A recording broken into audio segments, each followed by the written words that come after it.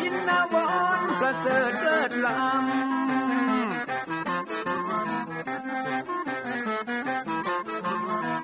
จักจุงจิตใจเพื่อออกจากอำบ่ฮือด่างดำโศกเศร้ามัวมองแสงแห่งธรรมะนั้นเป็นแสงทองส่องใจเรื่องร้องตึงวันคำเจ้า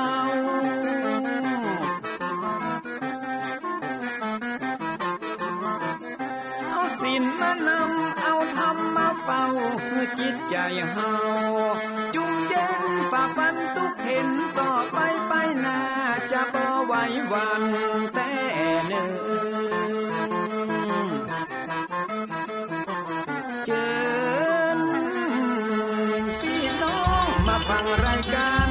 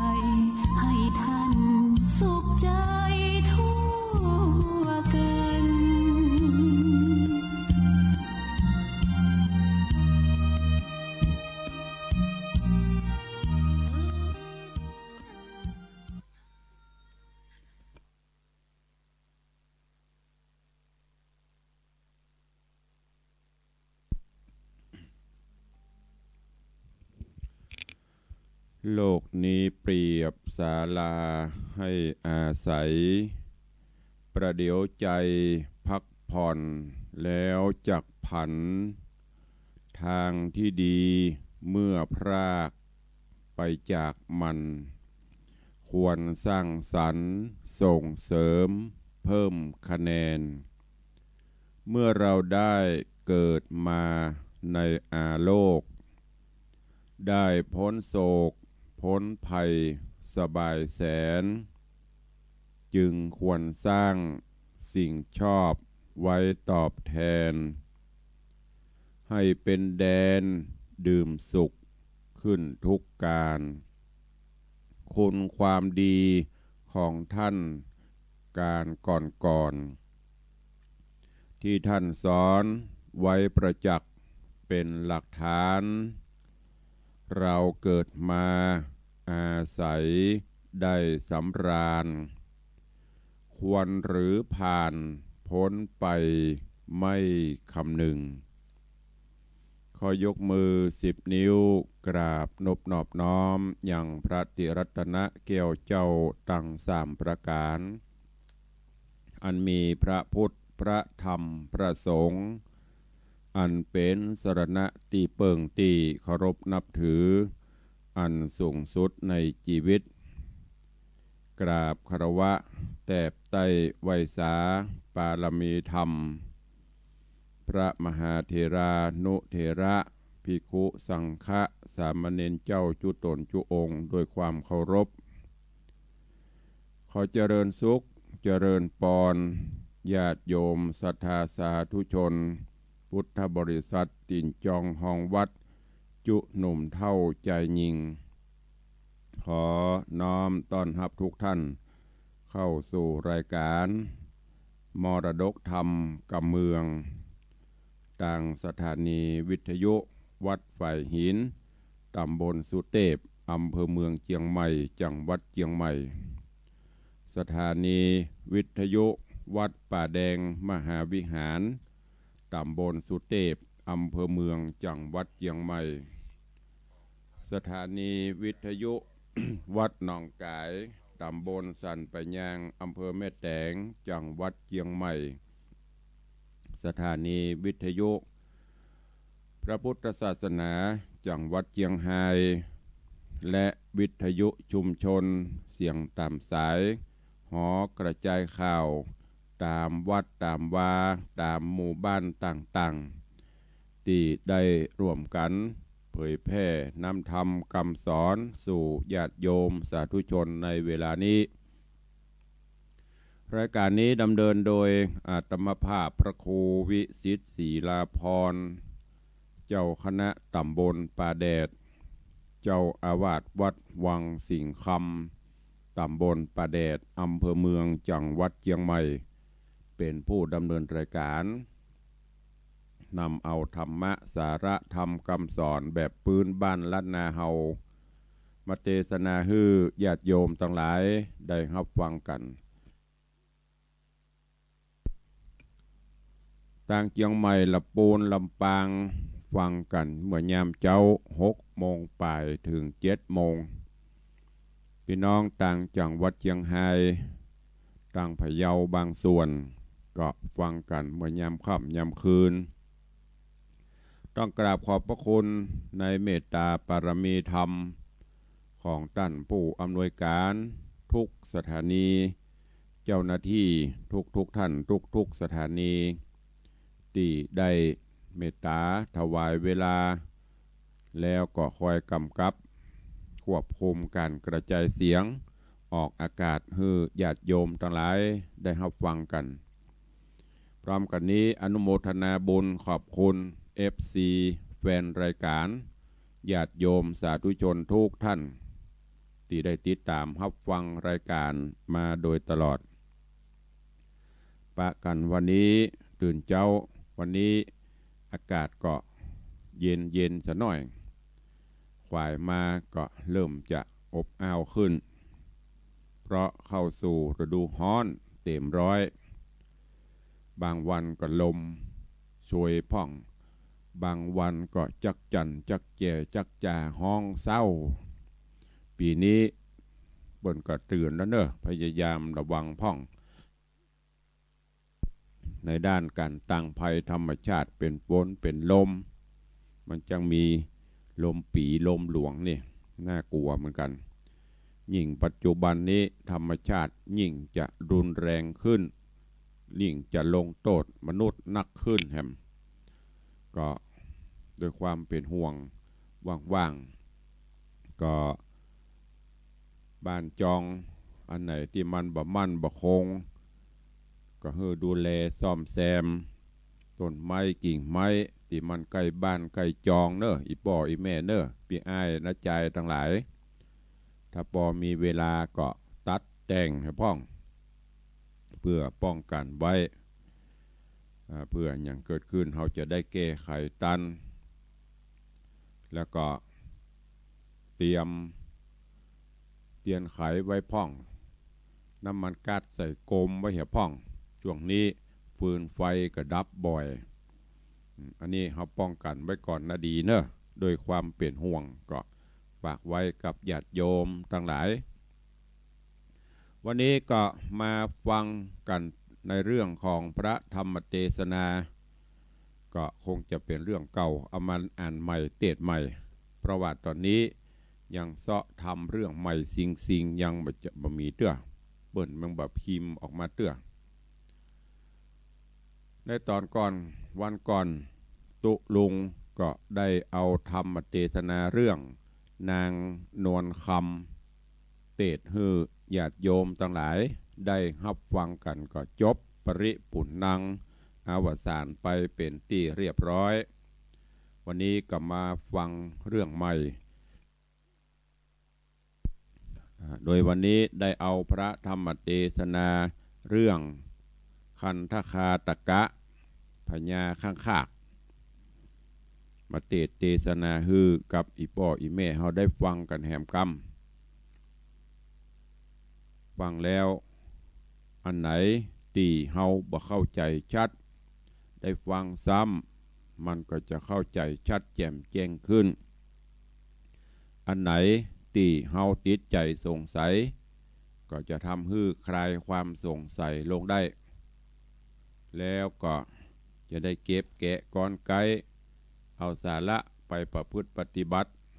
สุดท้ายก็จะทำให้จิตใจเฮาเบิกบานแจ่มใสนี่อานิสงส์การฟังน้ำฟังธรรมเนอะเพราะฉะนั้นโอกาสบัดนี้ก็ขอเจริญปอนญาติโยมทั้งหลายตั้งอกตั้งใจฟังคันธคาตกะพญาข้างคากอันเป็นตอนแรกเริ่มพายังบรรลุก็ลุกได้ทันเนอ6:10 กว่านาทีแล้วลุกมาทำกิจวัตรส่วนตัวทำภารกิจหน้าที่ในรอบวันเนอแล้วก็ฟังน้ำฟังธรรมไปตัวบางท่านก็จะอยู่ในรถในรางในครัวในสวนในบ้านในจองที่ไหนก็ฟังกันได้เนี่ยการไปตัวฟังไปตัวก็ได้ส่วนอีป้อยแม่บางท่านก็อาจจะยังบรรลุเตื้อ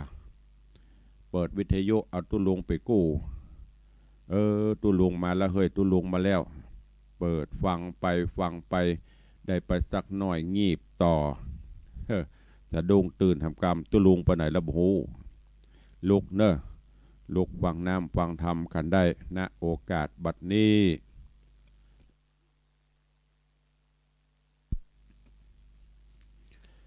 นะโมตัสสะภะคะวะโตอะระหะโตสัมมาสัมพุทธัสสะเอวัมเมสุตังเอกังสะมะยังภะคะวาสาวัตถิยังวิหารติเจตวะเนอนาถปินดิกัสสะอาลัมเมตุปิขังอารัมภากาเทสิติสัทธโว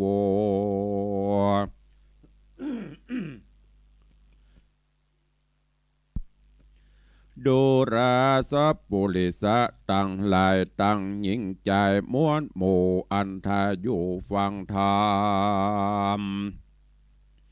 จุงได้จำฟังที่เอาเป็นที่สอนใจจะโดกไข่แต่เก้าอันนักปราชญ์เจ้าแต่ไทยหากสืบไว้นำมากิจเฮากิจตัดนาแต่งซอยเรียบเรียงถอยกำกวนตามขบวนทำเตดหือแจงเจตยาวไปจุงแปลงใจใส่ยื่นจอยติดตัวถอยตามธรรมบัดนี้แหละนา เอกังสามมะยังพระเข้าวายังมีในกาละคาบหนึ่งใส่พระที่ไวสัพปัญโยตนเป็นครูแก่โลกนำสัตว์คำโอคะสงสารพงสามร้านยังจอดนาอยู่ในยอดอารามอันเศรษฐีใจงามผู้ใหญ่มีชื่อไว้ว่าอนาถปิณฑิกัสสะมหาเศรษฐีสัทธามียิ่งโยดสัตละทรัพย์54 โกฏเป็นหมายสร้างแล้วถวายยอดตานแก่พระธรงยันติวายนอกเวียงใหญ่สาวัตถียะฐานและมีเมื่อใดดังอันตะตาในกาละยามนั้นเล่าอันว่าเจ้าภิกขุตั้งหลายโยโกติใหญ่พร้อมนากอบมานั่งทาจุ่มนุมกันในโรงธรรมกรรมสภาอันแต่งดาไว้แล้วยังโตดยังเต้นเกี่ยวปันลังการเพื่อจักฮือพระทะโรงญาณโตโหนผ่านเพวมานั่งเต้นเกี่ยวเตสนาดังปกติมาแต่ก่อนบอกฮือผ่อนสูญหายภิกขุตั้งหลายตัวแน่อันนั่งทาพระมุนีต่างไขวาตีกล่าวอูตั้มกลางหมู่เดียวกันเสียงเนืองนั้นสะเศร้าสะนันดาวแดนไกลว่าอาวุโสโหดูราตันตั้งหลายเฮยหนุ่มเท้า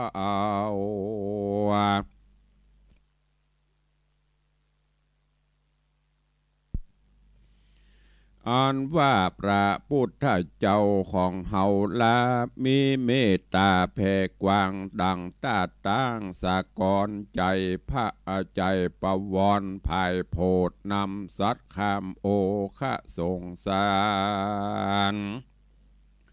บุญสมปานหลายหลากจุผู้หักโมตนาเทวดามวลหมู่อินพรหมอยู่บนฟ้าต่างน้อมนาสาธุการคนส่งสารโลกใต้บอกว่าไกลและไกลต่างก็ไหลมาสู่พร้อมนาอยู่ฟังธรรมย่อมือตำกุมกล่าวปันดังเตปันย่อมือตำกุมกล่าวปันดังเตวัดตัดนั้นเล่าบาปใบบ่มาไกลฟังธรรม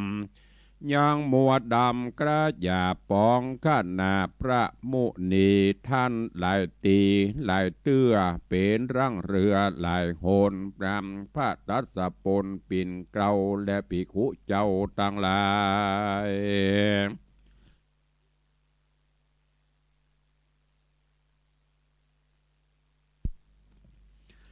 เตียวผ่านภายเป็นหมู่เป็นเทบาทอยู่ตามกองเทวตัดป่องหยับจ้าก็ยกธนูกรายิงไปลูกสอนว่าโพดออกกลายเป็นดอกบุพาไปปูจาพระบาทบอดได้ขาด3 โหนเตบัตัดตนถอยไรเงียบาปใบกาลีบาปอันมีหยาบลายเลยตอบใส่ตัวตานจักลากมันตกตอดลงสู่หอดอบายคนต่างหลายน้อยใหญ่หันเสียงไข้อัศจรรย์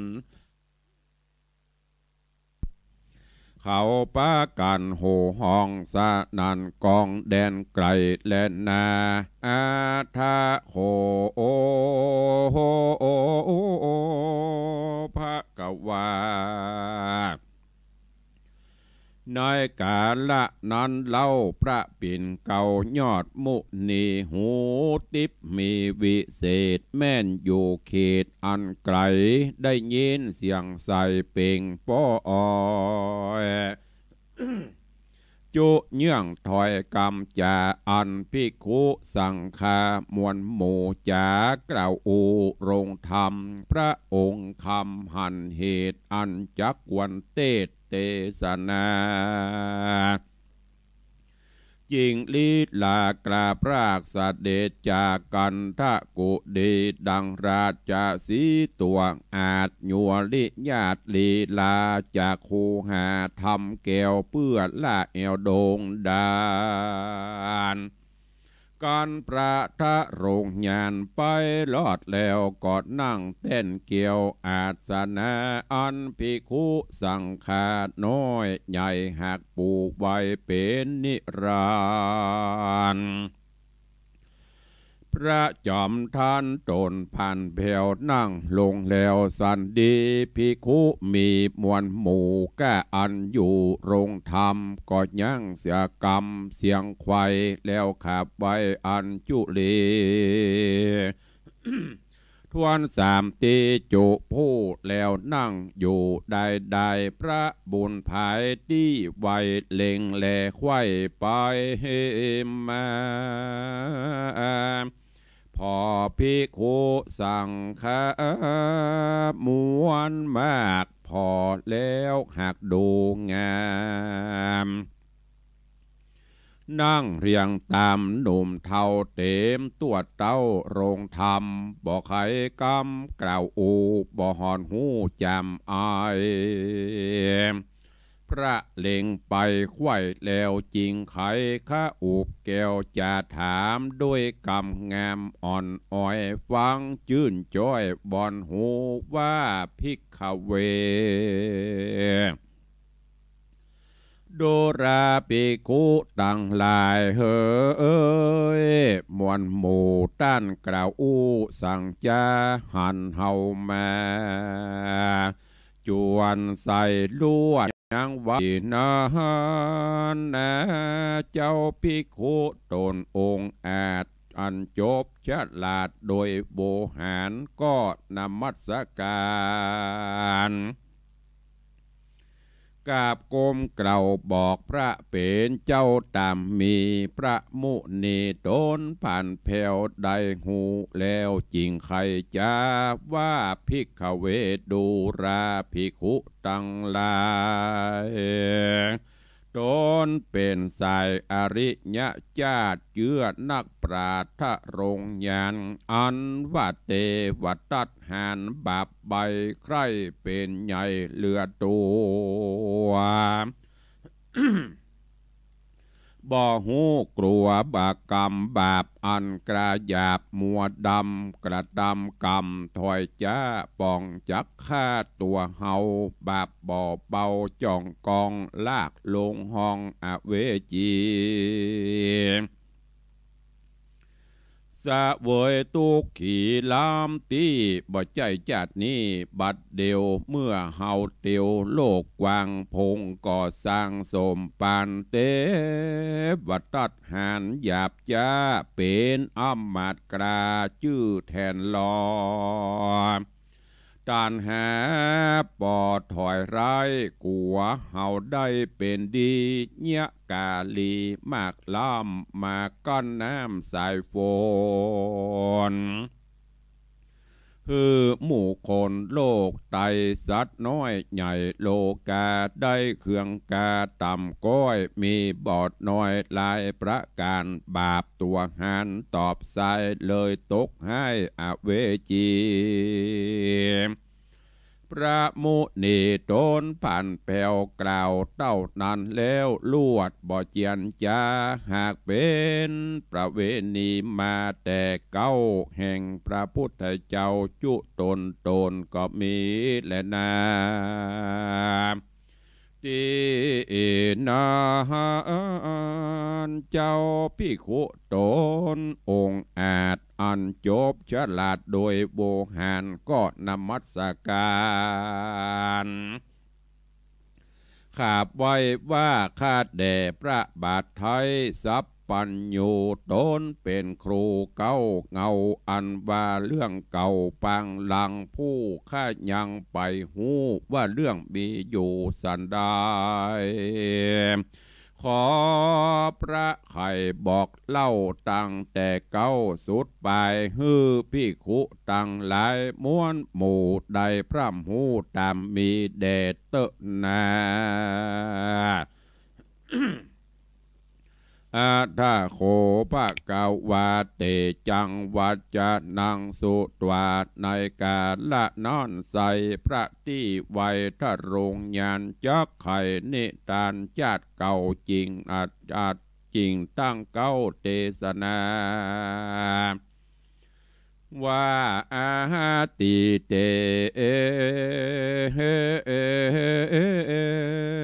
กิระพิกเวโกราชหาลิกาโล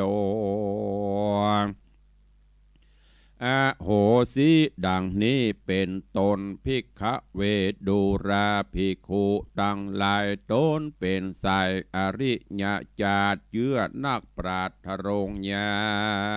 ณแต่เมินนานนักโสดหลายกับโกดวาสายังมีพญาตนหนึ่งองค์อาจชื่อว่าเต้าราชบุญเรืองสะบวยเมืองกว้างใหญ่นามกล่าวไว้ว่ามิถิลานครเมืองปวรภาเสดบ่ไม่เดือดเครื่องขีคงปุรีใหญ่กว้าง16 โยชน์อ่างเป็นตรามีมักกาต่างไตแต่เนื้อไตตกออกไข่ตุกหอกซอมแซมซอนประตูจรคืนล่องมี6 ย่องเสมอกันกำแพงพันปูนพอดินที่ดินกี่ก็ดูงามมีสนามใหญ่กว้างดูอาจอ่างสุดตามีบุพผาดอกไม้งามบ่อไรลายสีผู้เพิ่งมีตอมดอกบินเข้าออกสะโซน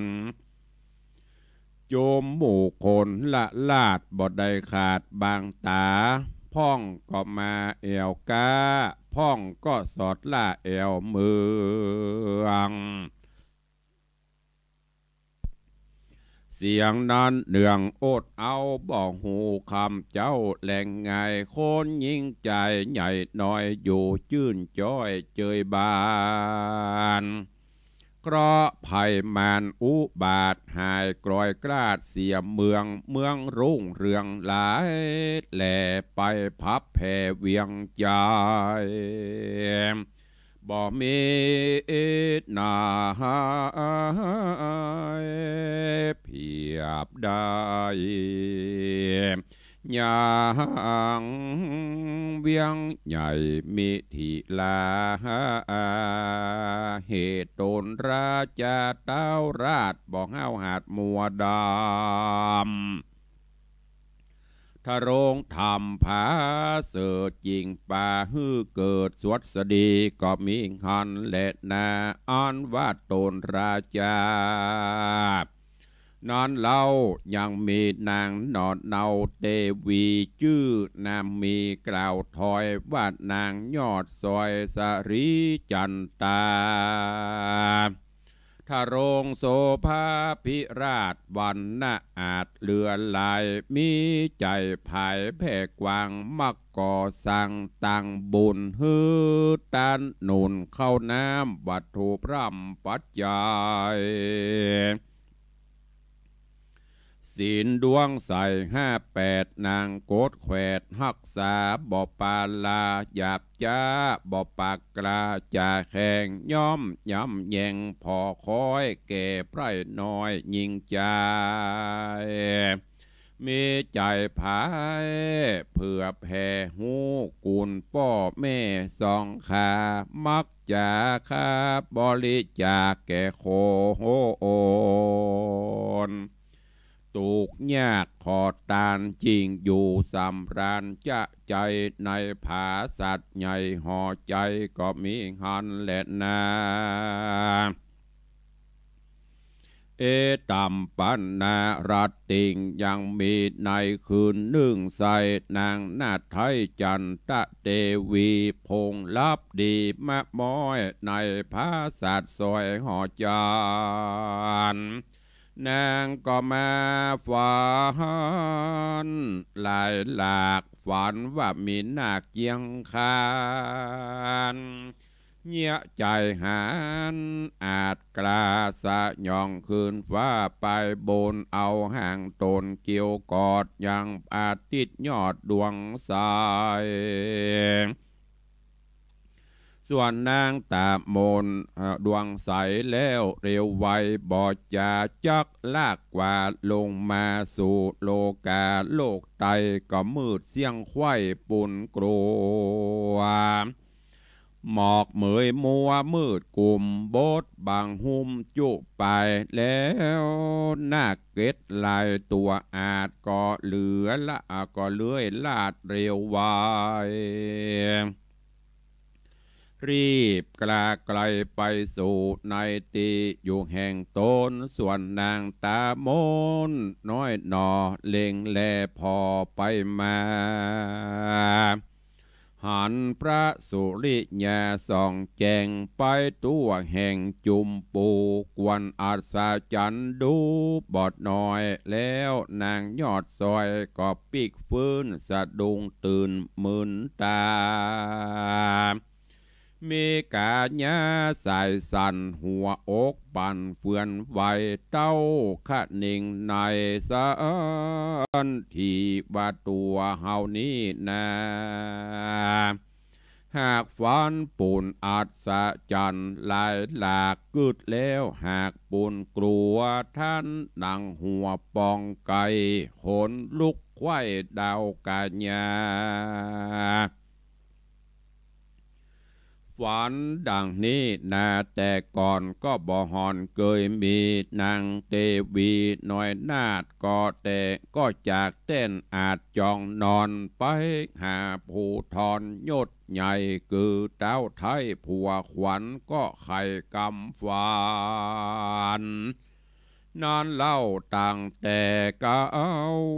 สุดไปฮื้อเต้าบุญภายยอดซอยได้หูเรื่องถอยจุประการเต้าผู้บานหูแล้วจักกล่าวกับนางเกียวจาญาก็กล่าวเป็นกะถาว่าคาจินตาญิตวามหาใจญาดังนี้เป็นตนว่าดูรานางน้อยนาดอันว่าฝันประหลาดนี้โสดบอกเกิดโตดสันใดต่อนี้ไปนาบ่เนอเอินจะเหิงนานจากได้เจยบานข้ามเจ้าโจกหลังเข้ามาหาจักได้บูตานอดเนื้อไว้สืบเชื่อแตนเมืองฮือรุ่งเรืองสืบต่อแตนโตนป้อปิตามีเตจาเรื่องราบใจญะภาพจุมปูค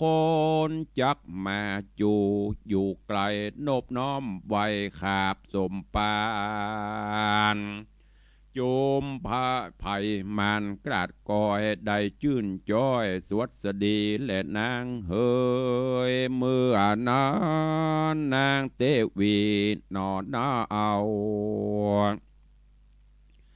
ฟังเต้าเจ้าไข่ปานก็มีใจมันโจมจืนปีติตื่นยินดีก็อัญจุลีขาบไว้ลาเต้าไทยคืนสู่ในที่อยู่ตนก็มีหันและนาลำดับนั่นไปนามก็ป้ามเป่งธรรมจะใจนบน้อมไว้ปูจายังรัตนาสามสิ่งมีศีลยิ่งกับตน สร้างกุศลบ่ขาดบ่ประมาทต่างตานแก่คนผานหนุ่มเทาตังภิกขุเจ้าและสามะเนนปั้มเป่งเปลี่ยนบ่ขาดใส่เข้าบาดตันไปโดยใจใสบ่อเศร้าตังอำมาตย์เก้าและเสนาเจ้าประจาหน่อยใหญ่ทวนนาไข่ยิงใจอันตุกยากหลายต่ำจ้าต่างไปนามาขอนางสอบบอแม่เจ้าบ่บาปเศร้ามัวดำยังปฏิบัติธรรมภาเสดจริงปาฮือเกิดสวัสดีเจ้าปุรีใหญ่น้อยอยู่ชื่นจ้อยเจยบานสุขสำราญไข่ห้องคงเตดตองมิถิลาก็มีฮันแหลนาตะตาน้อยกาละนอนใสยังมีเตบบุตรใหญ่เมืองโบนบุญบันโดนไปเกิดในจันฟ้าเลิศปรมิตาวัสวัสดีสะเวยสะลีชื่นจ้อยในผาสัตว์ซอยเจียงคานเหินเมินนานหลายหลากหมื่นปีหากเป็นตราก็ไกลกลากลอยกลาดจากผาศาสตร์เมืองโบนได้เอาโหโตโหนมาเกิดในต้องนางภูผาเสดเทวีมะเหสีโยดยาวภายแผ่นดาวมิถิลาก็มิงฮันและนาตาโตปะรางทัดแต่นอนไปนานังนอดลาเตวีก็ทะลงขับพระมีต้องใหญ่10 เดือนไข่เติงตานนางห่อจันหน่อยนาดมีลมกำมาสวัสดมาตองนางก็มาเจ็บต้องเลือดไหลดาจักตายมวยมอดก็พาสูดได้ยอดบุตตามีลักขณากวนหลากเป็นดังข้างคากหนังลายประหลาดลายบ่อน้อยมีตุ่มปรักพร้อยเต็มตัวที่บนหัวก็จุน2 แก้มมือซ้ายมีเล็บสว่างขา2 ข้างยาวเหยียดดังกบเขียดโดโหองดำจะเป็นกามต่ำยอบหรือบุญแต่นตอบปามีจากไรดีนอนใสบ่หูใดสัจจังเต้าหนอพุทธังเนตเหล่ากลิ่นหอมเต้าบุพาและนาเตจะนาอ่านว่าคนต่างหลายหนุ่มเทามีอำมาตย์เก้าเป็นประธานหมอหลวงการผู้ใหญ่เฝ้าอยู่ไกลใหญ่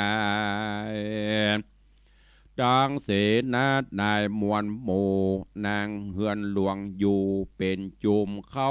ามารุมแวดเฝ้าพอลูกเต่าเจ้าหอคำต่างจากกำกล่าวถอยมีบทน้อยหลายประการพ้องก็ว่ากุมารน้อยนาดดังเขียดปาดแล้วรามสังบอกงามแต่เล่าพ้องก็ว่าลูกเต่าเจ้าปุรีเหมือนดังผีป่าจ้าพ้องก็ว่าเด็กน้อยลายปรักพร้อยประหลาดบนลางเต้าราดอินตาหรือเทวดาโตนพาเสดลงมาเกิดเมืองโคน หรือเตปานไทยโดนบุญใหญ่โพดสัตว์โลกไตสงสารบุญสมปานมีมากกลัวโคนหลายหลากจักหูซ่อนตัวอยู่ภายใน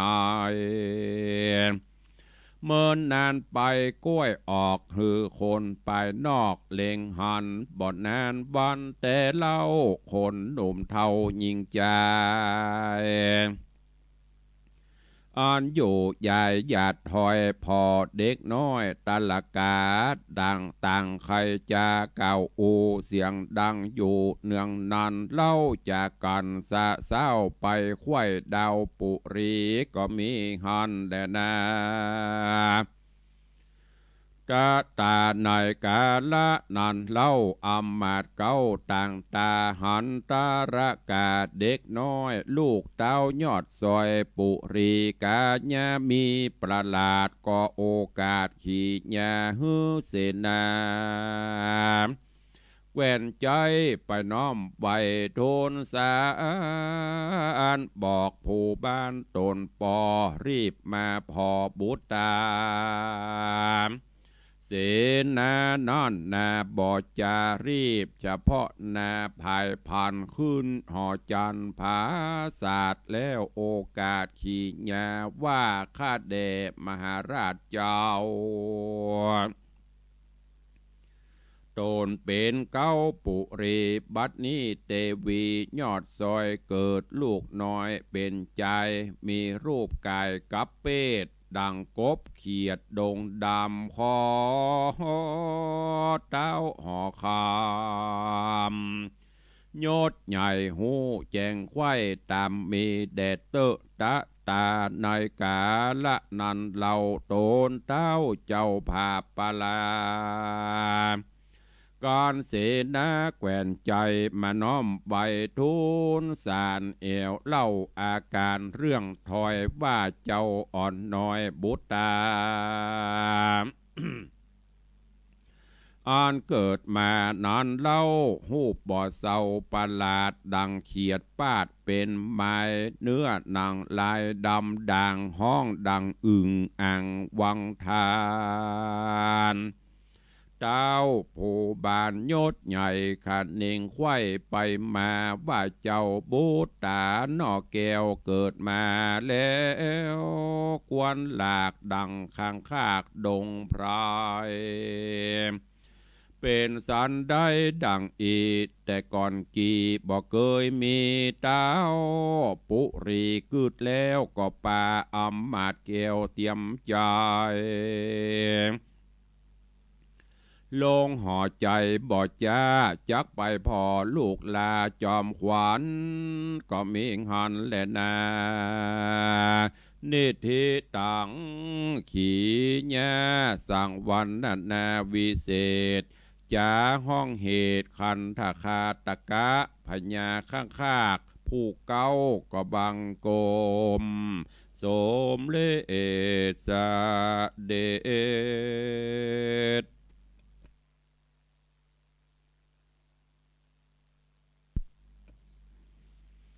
ญาติโยมสาธุชนทุกท่านได้ติดตามรับฟังพระธรรมเทศนาในเรื่องคันทคาตกะพญาข้างคากจบไปเป็นตอนที่หนึ่งเป็นผูกที่หนึ่งซึ่งเป็นตอนเริ่มแรกเก้าเดิมทีกำลังเข้าสู่เนื้อเรื่องเนื้อหาวันนี้ได้นำมาเทศนาฮืออีพ่ออีแม่ญาติโยมทั้งหลายได้รับฟังกันไปเป็นผูกหนึ่งจบไปผูกหนึ่งเนอะทำเรื่องนี้ก็ยาวอละเหมือนกันเนอะยาวพอควรมีตึงมดตึงมวลกัน18ตอน18ผูกวันนี้กำลังเป็นตอนแรกกำลังเป็นผูกแรกเข้าหาเรื่องหาราวหาเนื้อเรื่องก็หวังว่าอีป่อยแม่ตั้งใจฟังกันไปเนอะจะได้ปฏิบัติต่อเรื่องราวตุลุงก็จะเอามาเทศให้ฟังไปเป็นตอนเป็นตอนเป็นวันไปฟังแล้วก็ฮือแกะก้อนไกเอาแก่นเอาสารเอาสารธรรมเนอะก็เดียววันพุธหรือว่าวันต่อไปจะได้เอาตอนนี้ไปบรรยายสรุปเรื่องราวให้ฟัง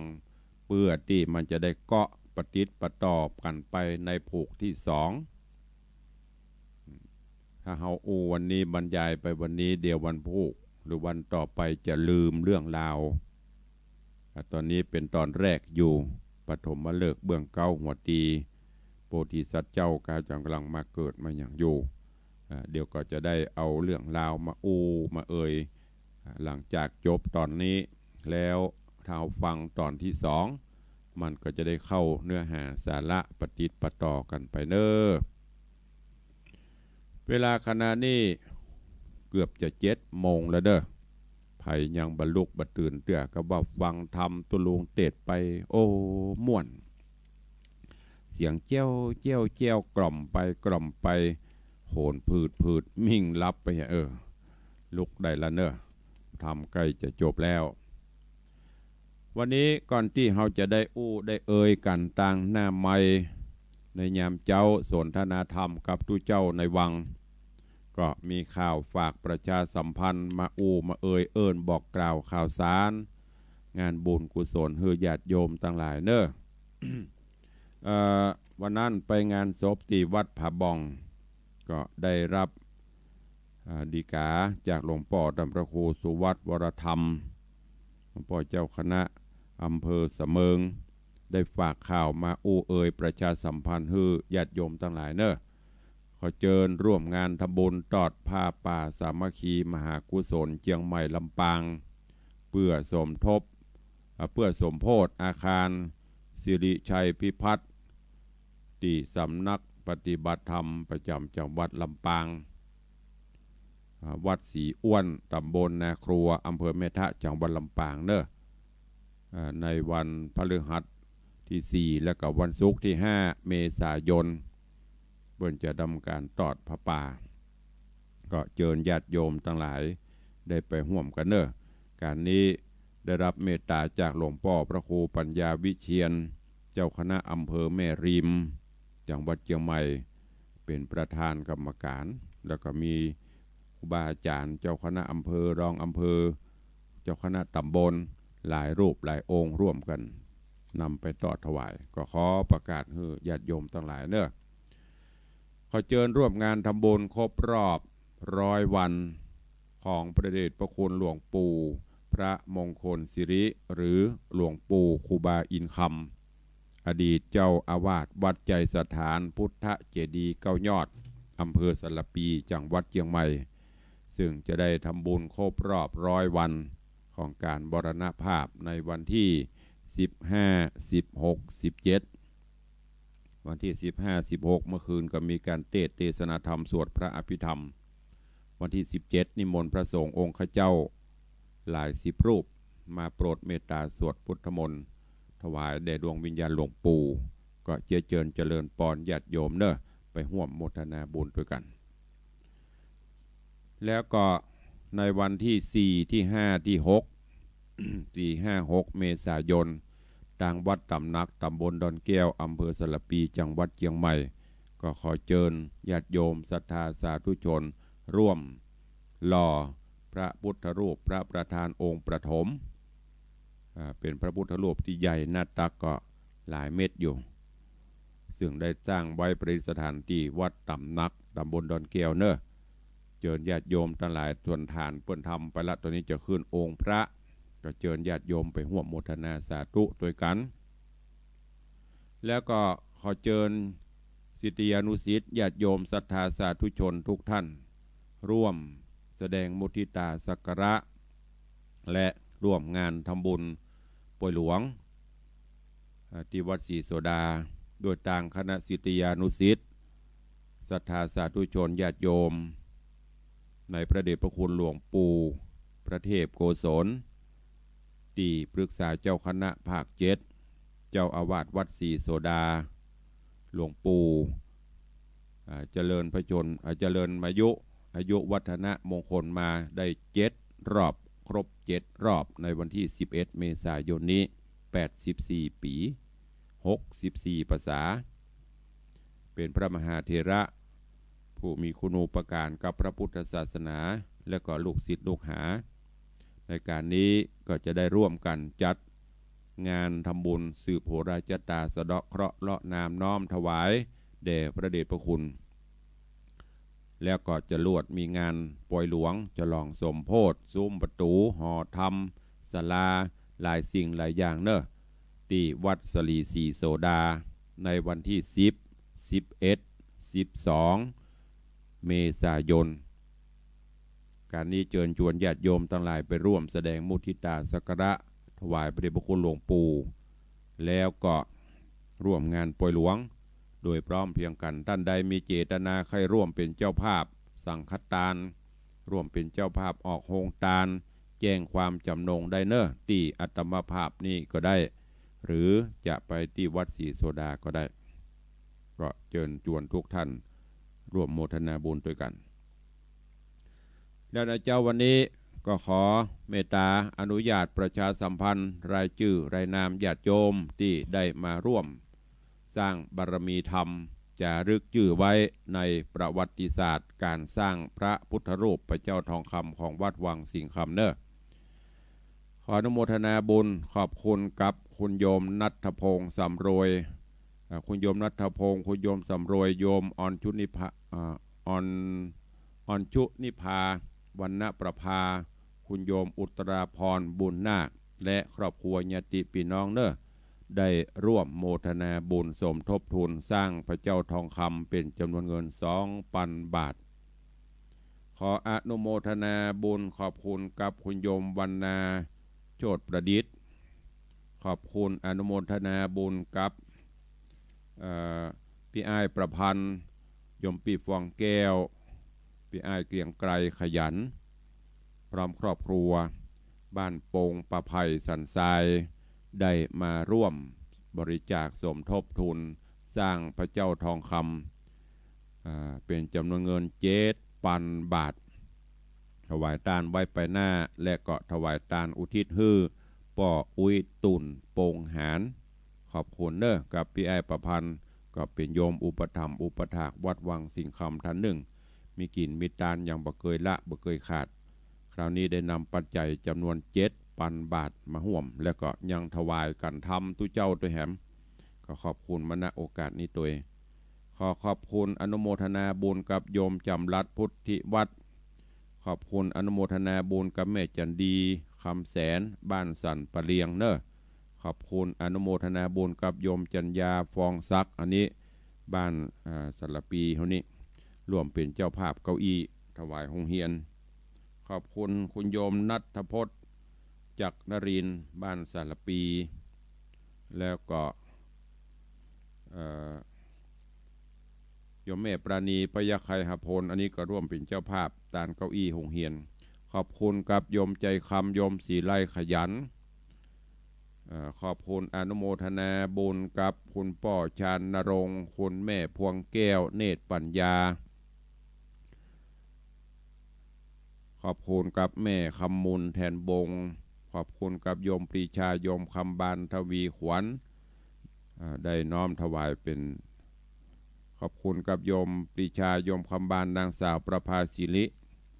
แล้วก็แม่อุ้ยเกียงโปงหารพร้อมกันนี้ก็มีญาติธรรมญาติโยมอันประกอบไปด้วยคุณโยมชุติพลดาวบง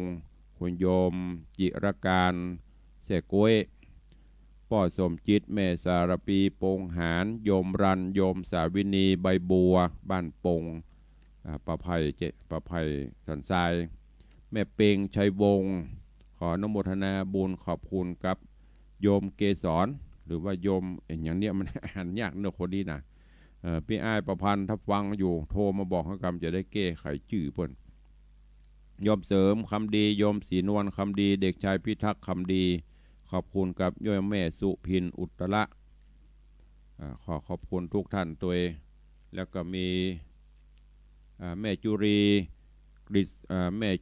กฤษณะการจนกฤษอ่านชื่อบนจะผิดตลอด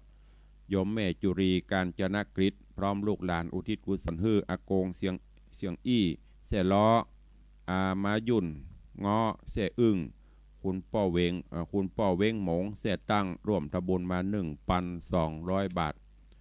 นอกจากนั้นก็อนุโมทนาบุญกับคุณโยมไพโรธคุณโยมอุทัยเหลืองสุวรรณกุลคุณป่อเจริญแม่อำนวยถาปิมปาเนอะมาร่วมทำบุญขอขอบคุณกับโยมแม่เตรียมตาเฉียบแหลมนี่ได้ร่วมเป็นเจ้าภาพเก้าอี้ถวายมอบเป็นสมบัติของโรงเรียน1ตั๋ว400 บาทแม่บัวคำกำปูคาอันนี้ร่วมโมทนาบุญสร้างพระเจ้าทองคำอุทิศกุศลฮือป้อป่านกำปูคาเป็นเงิน1,500 บาทแล้วก็มีแม่คำเหมย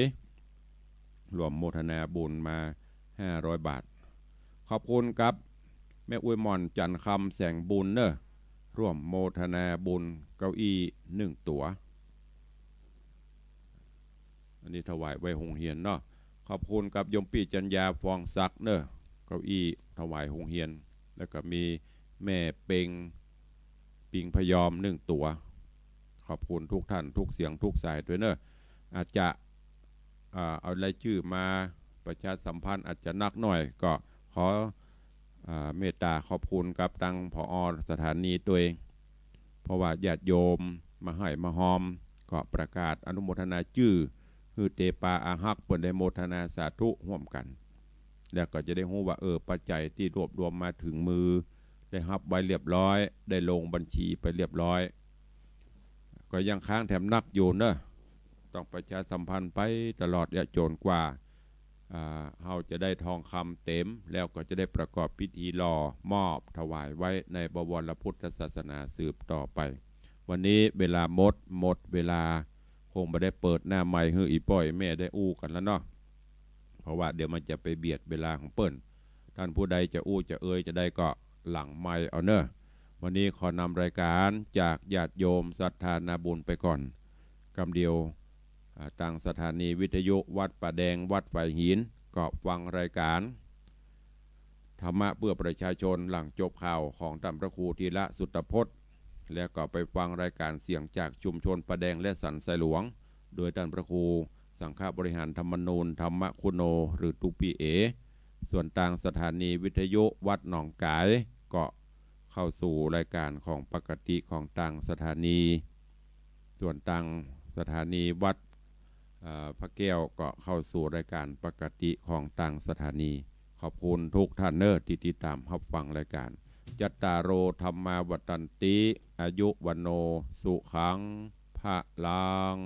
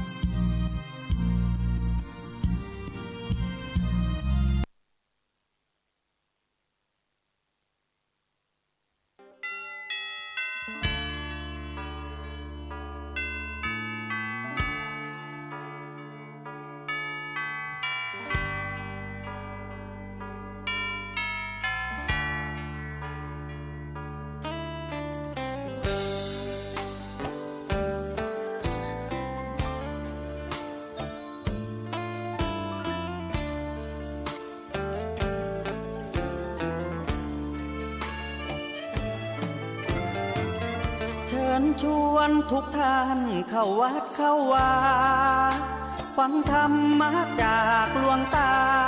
เสริมชีวาให้สุขสดใสยึดมั่นหลักธรรมคำสอนไว้ให้ขึ้นใจความดีรีบทำกันไว้หญิงชายอย่าได้นายนี้เชิญชวนทุกท่านเข้าวัดเข้าวาทำบุญด้วยจิตศรัทธาคุณ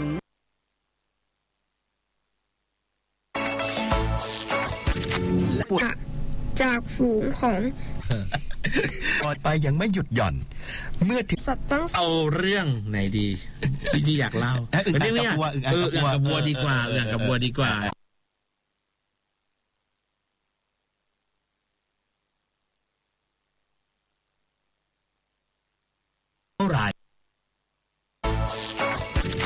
ปวดจากฝูงของปล่อยไปยังไม่หยุดหย่อนเมื่อถึงสัตว์ตั้งเอาเรื่องไหนดีที่อยาก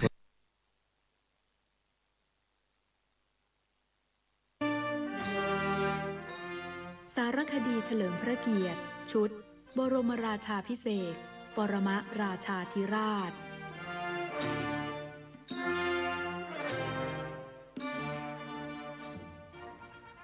สมเด็จพระเจ้าอยู่หัวเมื่อครั้งดำรงพระอิสริยยศสมเด็จพระบรมโอรสาธิราชสยามกุฎราชกุมารทรงปฏิบัติการฝึกเครื่องบินรบแบบ F5